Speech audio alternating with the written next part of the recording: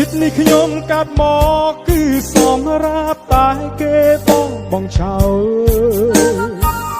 ចង់បញ្ចប់តែតើគ្មានស្នេហ៍ក្បាលឡើយ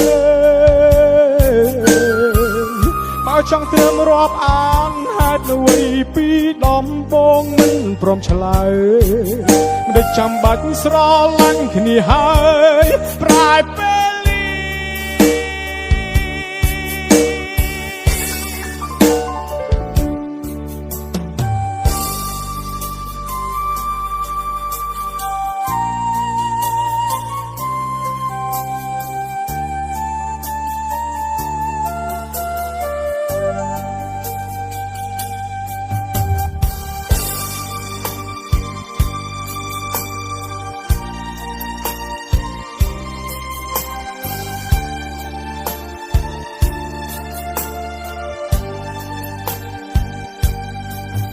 មិនមែនជាសូបិនតែជារូបភាពស្ដែងច្បាស់ចង់ប្រាប់ថាឈឺណាស់តែបងមិនអាចហាម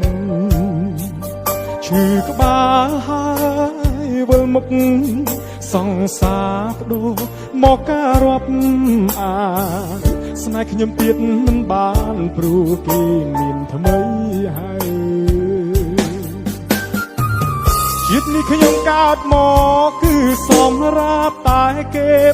បងចៅ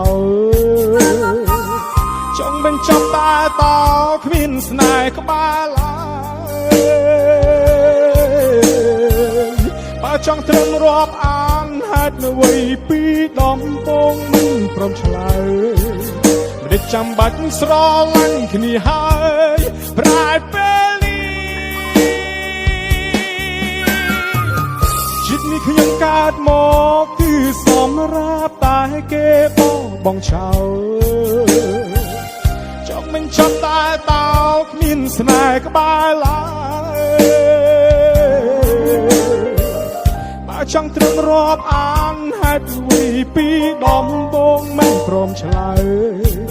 មិនได้ចាំបាច់ស្រឡាញ់គ្នាហើយប្រែពេល